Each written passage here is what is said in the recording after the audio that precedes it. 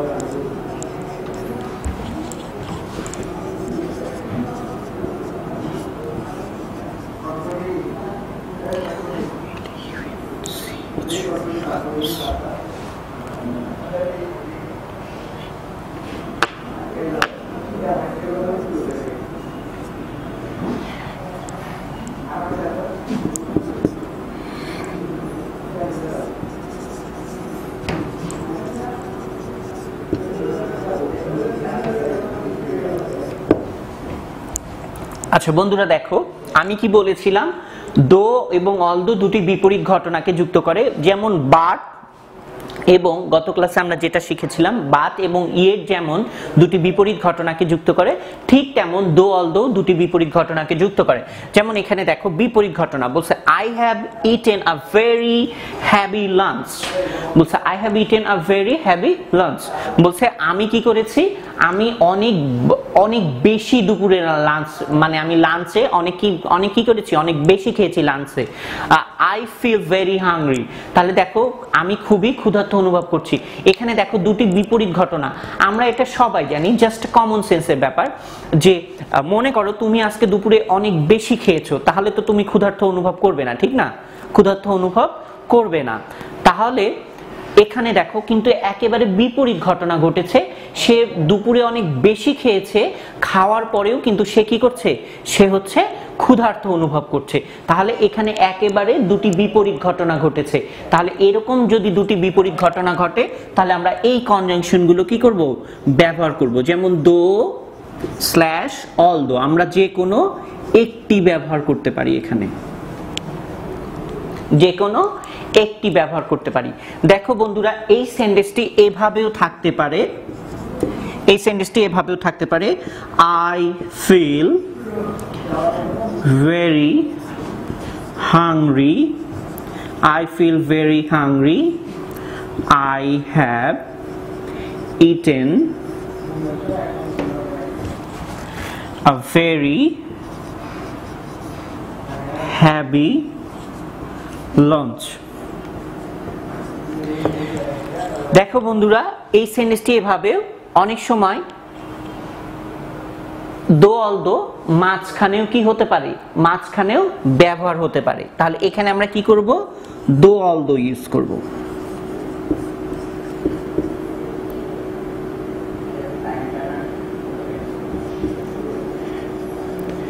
তাহলে বন্ধুরা, আমরা একটা জিনিস বুঝতে পারলাম যে দো অলদো কি হবে, দুটি বিপরীত ঘটনাকে যুক্ত করবে, বাট এবং ইয়েটের মতো এদের সাদৃশ্য রয়েছে আর কি। তুমি এই যখন বৈপরীত্য বা বিপরীত কোনো কিছু বোঝাবে তাহলে সেক্ষেত্রে তুমি দো অথবা অলদো অথবা বাট বা ইয়েট এগুলো ব্যবহার করতে পারবে। এখন আমরা আরেকটি উদাহরণ দেই, আরেকটি উদাহরণে দেখা যাক কি হয়।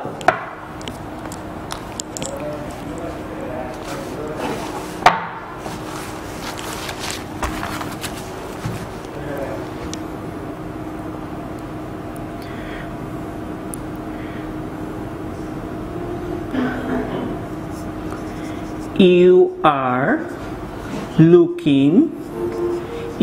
looking tired.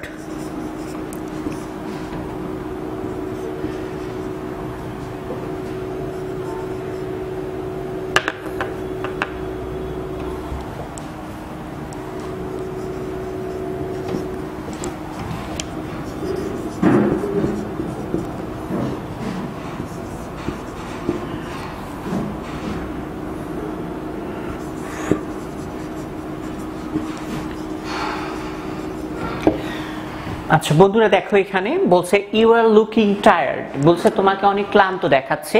You have slept for 4 hours, বলছে যে তুমি যদিও তুমি 4 ঘন্টা ঘুমিয়েছো। আচ্ছা একটা জিনিস দেখো বন্ধুরা, এখানে দুটি বিপরীত ঘটনা বুঝিয়েছে। কেন দুটি বিপরীত ঘটনা বুঝিয়েছে? কারণ আমরা সবাই জানি একটা মানুষ যখন ঘুমায়, ঘুম থেকে উঠার পরে তাকে কিন্তু অনেক ফ্রেশ দেখায়, কিন্তু দেখো সে 4 ঘন্টা ঘুমিয়েছে, ঘুমানোর পরেও কিন্তু তাকে কি দেখাচ্ছে, ক্লান্ত দেখাচ্ছে। আচ্ছা এখানে আমরা মনে করো 4 ঘন্টা দিলাম না, এখানে আমরা 7 ঘন্টা দিলাম, 7 আমি অঙ্কেও লিখতে পারতাম 7 আওয়ার্স। তাহলে দেখো বন্ধুরা যেটা বললাম এটা খুবই স্বাভাবিক বিষয়। একটা মানুষ যদি রাত্রি 6 থেকে 7 ঘন্টা ঘুমায়, ঘুম থেকে ওঠার পরে তাকে অবশ্যই ফ্রেশ দেখাবে, অনেক সতেজ দেখাবে, ভালো দেখাবে। কিন্তু দেখো সেটা না হয়ে কি উল্টা বলছে ইউ আর লুকিং টায়ার্ড, তোমাকে ক্লান্ত দেখাচ্ছে। যদিও তুমি 7 ঘন্টা ঘুমিয়েছো, 7 ঘন্টা ঘুমানোর ফলে তোমাকে ঘুম থেকে উঠলে মানুষকে অনেক সতেজ সুন্দর দেখায়, কিন্তু তাকে কি দেখাচ্ছে, তাকে একেবারে বিপরীতটা, ঘুমানোর পরেও তাকে কি ক্লান্ত দেখাচ্ছে অনেক। তাহলে একেবারে দুটি বিপরীত ঘটনা এখানে, এই জন্য এখানে আমরা কি ইউজ করব, এখানে আমরা দো ইউজ করব, বৈপরীত্যাত্মক দো অথবা অলদো, অথবা ইচ্ছা করলে এখানে আমরা বাট ইউজ করতে পারি, কিন্তু আমরা বাট ইউজ এখন করব না। কেন? কারণ আমরা এখন সাবঅর্ডিনেটিং কনজাংশন শিখছি। আচ্ছা এরপরে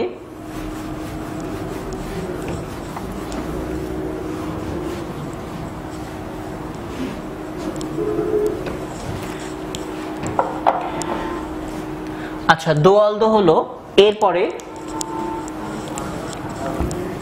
কারণ বা ফলাফল। কারণ বা ফলাফলের ক্ষেত্রে কি কনজাংশন ইউজ হয়? কারণ বা ফলাফলের ক্ষেত্রে যেমন আমরা কোঅর্ডিনেটিং কনজাংশনে দেখেছি, কারণ বা ফলাফলের ক্ষেত্রে and as well as এগুলো ব্যবহার হয়, so therefore এগুলো ব্যবহার হয়।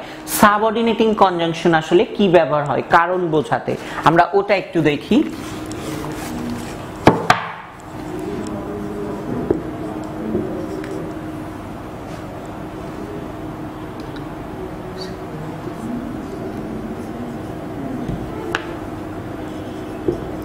কারণ বোঝাতে সিন্স অথবা অ্যাজ ব্যবহার হয় কারণ বোঝাতে। আচ্ছা আমরা একটা উদাহরণ দিই, এখানে উদাহরণ দিলে বোঝা যাবে। Example,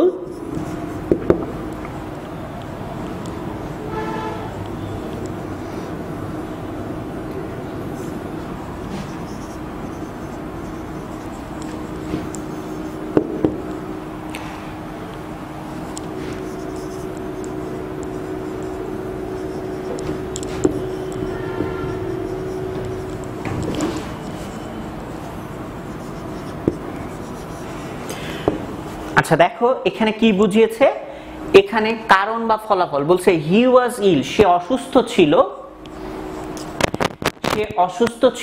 he was confined to bed, সে বিছানায় শুয়েছিল। আচ্ছা দেখো সে বিছানায় কেন শুয়েছিল, কারণ সে হচ্ছে অসুস্থ ছিল। তাহলে এখানে দেখো একটার ফলাফল বোঝাচ্ছে যে হি ওয়াজ ইল, হি ওয়াজ ইল, অসুস্থতার কারণে সে কি ছিল, হি ওয়াজ কনফাইন্ড টু বেড, সে বিছানায় শুয়েছিল। তাহলে বিছানায়, তাহলে অসুস্থ হওয়ার ফলটা কি, অসুস্থ হওয়ার ফলটা হচ্ছে বিছানায় শুয়ে থাকা। অথবা আমরা এভাবেও বলতে পারি উল্টা করে যে বিছানায় শুয়ে থাকার কারণটা কি, বিছানায় শুয়ে থাকার কারণ হচ্ছে সে অসুস্থ ছিল। তাহলে আমরা কি করছি, আমরা কোঅর্ডিনেটিং কনজাংশনে দেখেছিলাম যখন কারণ বা ফলাফল নির্দেশ করানো বোঝানো হয়েছিল সেক্ষেত্রে আমরা and as well as so therefore এগুলো ব্যবহার করেছি। তো সাবঅর্ডিনেটিং কনজাংশনের ক্ষেত্রে আমরা কারণ বা ফলাফল এগুলো নির্দেশ করতে আমরা কি ব্যবহার করব, সিন্স অথবা as। তাহলে এখানে আমরা কি ব্যবহার করব, সিন্স ব্যবহার করব। তাহলে সিন্স হি ওয়াজ ইল, যেহেতু সে অসুস্থ ছিল সেহেতু কি ছিল, হি ওয়াজ কনফাইন্ড টু বেড, সে বিছানায় শুয়েছিল। তাহলে এখানে কারণ বা ফলাফল বোঝাচ্ছে।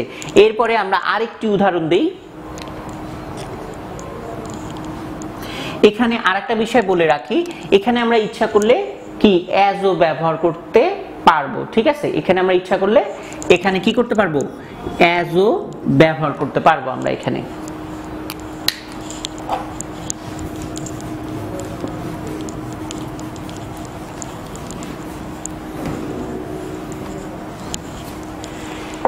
এরপরে সাবঅর্ডিনেটিং কনজাংশন আমরা as soon as এর ব্যবহার একটু দেখি। as soon as, as soon as অথবা no sooner, no sooner dot dot dot than। আচ্ছা, as soon as আর একটা কি, no sooner, as soon as slash no sooner dot dot dot than। এগুলো আমরা কখন ব্যবহার করব বা কি অর্থে, মনে করো একটা কাজের ঠিক পরপর আরেকটা হচ্ছে, ঠিক আছে। আবার কি বললাম, একটা কাজের ঠিক পরপর আরেকটা, মানে শেষ হতে না হতেই আরেকটা, একটা কাজের ঠিক পরপর আরেকটা যদি হয় তাহলে সেই ক্ষেত্রে আমরা as soon as বা no sooner dot dot dot than আমরা এই দুইটার মধ্যে যে কোনো একটা ব্যবহার করতে পারবো। এখন আমরা কখন কোনটা ব্যবহার করব এটা একটু জেনে নিব। যখন অ্যাফার্মেটিভ সেন্টেন্সটা, মনে করো কানেক্টর যখন তোমরা করবে ওই সেন্টেন্সটি যদি হ্যাঁ বোধক ফর্মে থাকে তবে আমরা ওখানে as soon as ইউজ করব, ঠিক আছে। আবার কিন্তু সেন্টেন্সটি যদি না বোধক রূপে থাকে তখন আমরা no sooner এই শব্দগুচ্ছটি আমরা ব্যবহার করব। আমরা একটু দেখি। তাহলে বন্ধুরা মনে রাখতে হবে যে as soon as এবং no sooner dot dot dot than কি অর্থে ব্যবহার হয় বা কখন ব্যবহার হয়। একটি কাজের ঠিক পরপর আরেকটি কাজ যখন ঘটবে তখন, মনে করো যে তুমি বাহির থেকে বাসায় প্রবেশ করলে, বাসার দরজায় যেই তুমি পা দিয়েছো বা বাসায় যেই ঢুকেছো সাথে সাথে মনে করো বিদ্যুৎটা চলে গেল। এই যে তুমি বাসায় পা দিলে, বাসার দরজার ভেতরে পা দিলে আর বিদ্যুৎটা চলে গেল। তো এখানে দেখো তোমার বাসায় পা দিলে বা বাসায় ঢুকলে, ঢোকার সাথে সাথেই কি হলো, আরেকটা কাজ হলো, বিদ্যুৎ চলে গেল। তাহলে একটি কাজ শেষ হওয়ার ঠিক পরপর, একটি কাজে শেষ হওয়ার ঠিক পরপর মানে ইনস্ট্যান্টলি যখন আরেকটি কাজ ঘটবে তখন অবশ্যই আমরা এইটি ব্যবহার করব। আমরা একটু উদাহরণ দেই, উদাহরণ দিলে বোঝা যাবে।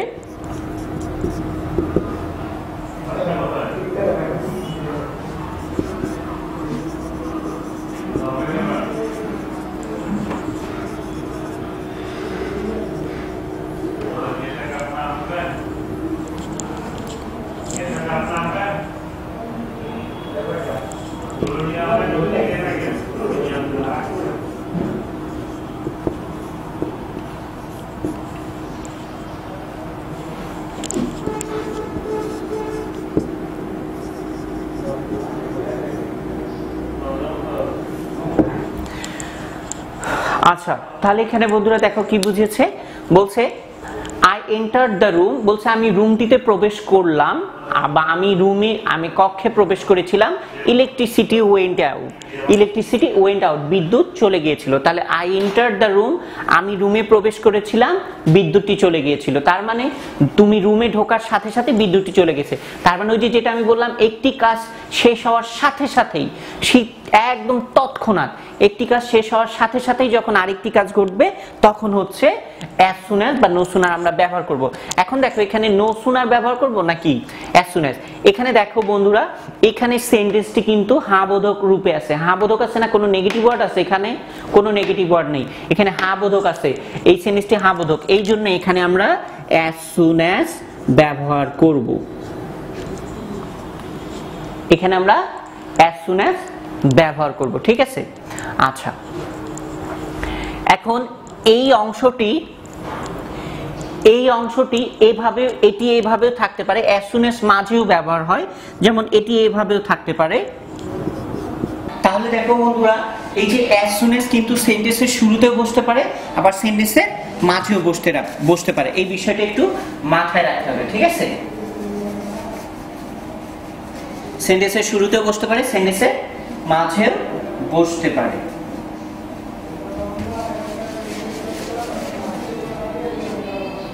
আচ্ছা, অনেকে বলতে পারো নো সুনার দিয়ে একটু আমি দেখাই দেই। নো সুনার দিয়ে দেখাই দিই।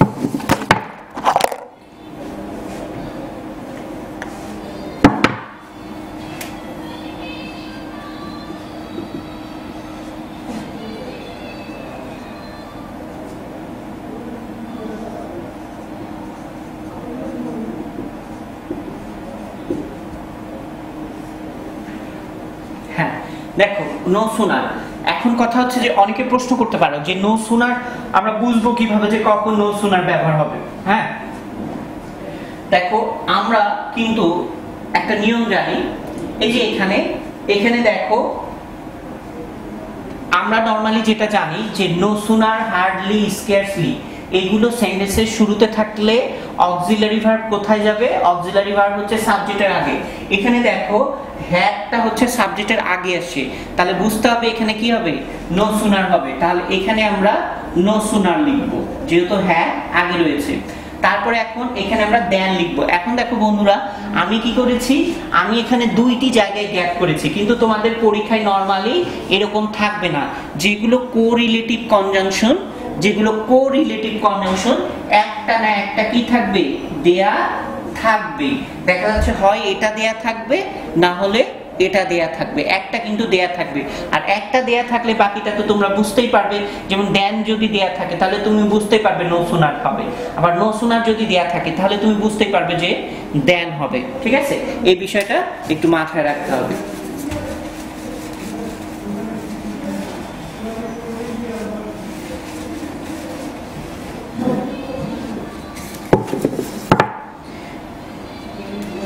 আচ্ছা, এখন আমরা when এবং when why, এখন আমরা when এবং while এর ব্যবহার শিখব। আমরা when কখন ইউজ করব, while কখন ইউজ করব। বন্ধুরা, আমরা জানি যে when এবং while এই দুইটি যখন অর্থে ব্যবহার হয়, ঠিক আছে? দুইটি যখন অর্থে ব্যবহার হয়। এখন সমস্যা হচ্ছে যে কখন আমরা যখন অর্থে when ব্যবহার করব এবং কখন আমরা যখন অর্থে while ব্যবহার করব। আমি তোমাদেরকে উদাহরণ দিয়েই দেখিয়ে দেই। আচ্ছা, উদাহরণ দেই।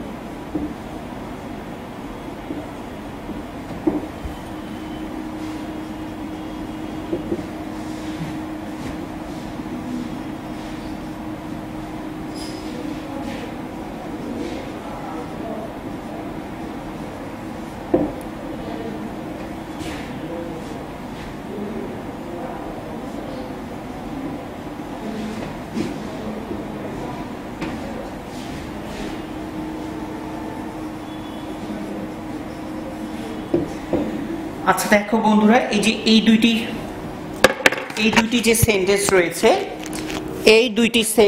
এই দুইটি যে সেন্টেন্স রয়েছে, এই দুইটি সেন্টেন্সে কখন আমরা when কোনটাতে ব্যবহার করব এবং while কোনটাতে ব্যবহার করব, এটা আমরা একটু দেখে নেই। আচ্ছা, এটা আমরা একটু দেখে নেই যে when কোথায় হবে আর while কোথায় হবে। বন্ধুরা তোমরা একটা জিনিস মনে রাখবে, যখন প্রেজেন্ট ইনডিফিনিট বা পাস্ট ইনডিফিনিট থাকবে তখন আমরা when ব্যবহার করব, এবং কিন্তু যখন কন্টিনিউয়াস টেন্স থাকবে তখন আমরা কি করব, while ইউজ করব। আমি আবার বলছি,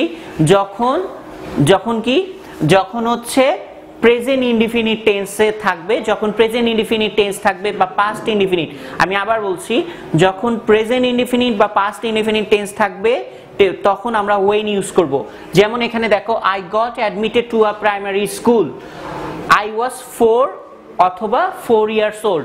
এখানে দেখো বন্ধুরা, এইখানে কিন্তু এটা পাস্ট টেন্সে আছে না, এখানে কোনো কন্টিনিউয়াস টেন্স আছে, এখানে কোনো কন্টিনিউয়াস টেন্স নেই। তার মানে এখানে আমরা যখন অর্থে কি ব্যবহার করব, when ব্যবহার করব। তাহলে এখানে আমরা কি ব্যবহার করব, when লিখলাম, ঠিক আছে। তাহলে আমি এরপরে দেখো, I was napping, ন্যাপ কথার অর্থ হচ্ছে হালকা ঘুম, ঠিক আছে, সামান্য। যেমন অনেকে আমরা দুপুরে খেয়ে দিয়ে চোখ বন্ধ করে থাকি, এমনি রেস্ট নেই অল্প কিছুক্ষণ, তো এটাকে বলে ন্যাপিং করা।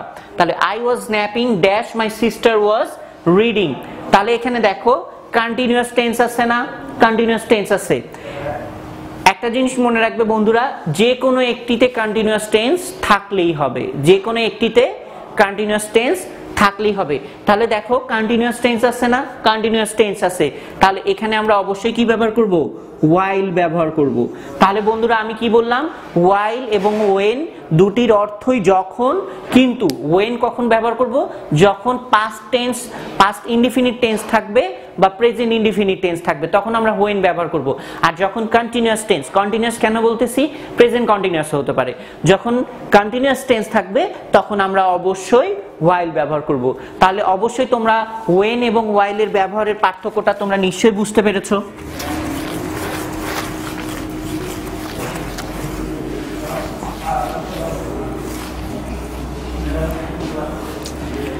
হ্যাঁ, এরপরে আমরা বিফোর এবং আফটারের ব্যবহারটি জানবো। এখন বিফোর এবং আফটার, সাবঅর্ডিনেটিং কনজাংশন, এগুলো আমরা কখন ব্যবহার করব। আমরা ছোটবেলা থেকে মুখস্থ করে এসেছি, কি মুখস্থ করেছি, ছোটবেলা থেকে কি মুখস্থ করেছি, বিফোরের পূর্বে পাস্ট পারফেক্ট, আফটারের পরে পাস্ট পারফেক্ট, ঠিক আছে, বিফোরের পূর্বে পাস্ট পারফেক্ট, আফটারের পরে পাস্ট পারফেক্ট। বন্ধুরা যখন দেখবে যে সাধারণত এই ক্ষেত্রে কি হয়, সাধারণত এই ক্ষেত্রে দেখবে যে অতীতের ঘটনার উল্লেখ থাকে। যখন দেখবে একটি সেন্টেন্স পাস্ট পারফেক্টে আছে এবং আরেকটি পাস্ট ইনডিফিনিটে আছে, তখন অবশ্যই খেয়াল করে বিফোর এবং আফটার ব্যবহার করতে হবে। যেমন একটা উদাহরণ দিই,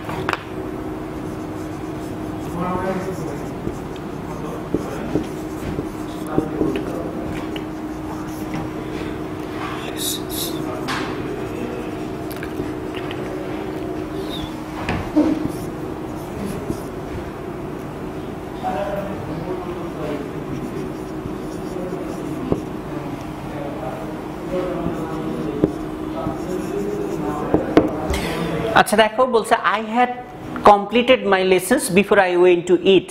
বলছে আমি খেতে যাওয়ার আগে আমি কি করেছিলাম, আমি খেতে যাওয়ার আগে আমি আমার পড়া শেষ করেছিলাম। তাহলে দেখো আমি কি বলেছিলাম যে যদি দেখো দুটি সেন্টেন্স আছে, একটি পাস্ট টেন্সে থাকতে হবে অবশ্যই, যে যদি দেখো যে দুটি সেন্টেন্স পাস্ট টেন্সে আছে পাস্ট টেন্সের একটি পাস্ট পারফেক্টে আছে, একটি পাস্ট ইনডিফিনিটে আছে, তাহলে অবশ্যই বিফোর এবং আফটার ব্যবহার করতে হবে, বিফোর অথবা আফটার। যেমন বলছে I had completed my lessons before I went to eat, বলছে আমি খেতে যাওয়ার পূর্বে আমি আমার পড়া শেষ করেছিলাম। তাহলে এই হচ্ছে বিফোর এবং after.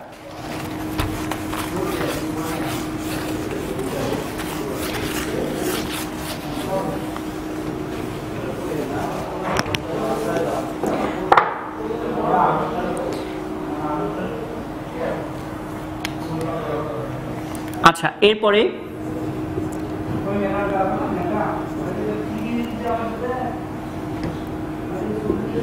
as if, as though, as if, as though। আচ্ছা, এই দুটি সাবঅর্ডিনেটিং কনজাংশন কি অর্থে ব্যবহার হয়? যেন, as if বা as though, এই দুটি সাবঅর্ডিনেটিং কনজাংশন যেন অর্থে ব্যবহার হয়। বন্ধুরা, আমরা কোথায় as if as though ব্যবহার করব এটা বোঝার একটা সহজ টেকনিক রয়েছে। সহজ টেকনিকটা কি? আমরা সবাই জানি যে as if as though আগেরটা প্রেজেন্ট ইনডিফিনিট হলে পরেরটা কি হয়? Past indefinite. আবার বলতেছি, আমরা সবাই জানি যে as if as though আগেরটা প্রেজেন্ট ইনডিফিনিট হলে পরেরটা পাস্ট ইনডিফিনিট হয়। এইটা হচ্ছে বোঝার আরেকটা টেকনিক। আর সবচেয়ে সহজ যে বিষয়টা সেটা কি? আমরা সবাই জানি যে as if as though পরে যদি কোনো বি ভার্ব থাকে তাহলে বি ভার্বটা অবশ্যই কি হয়? ওয়্যার হয়। বি ভার্বটা অবশ্যই কি হয়? ওয়্যার হয়। তাহলে মনে করো যে এই যে আমি উদাহরণ দিয়ে দেখিয়ে দিচ্ছি।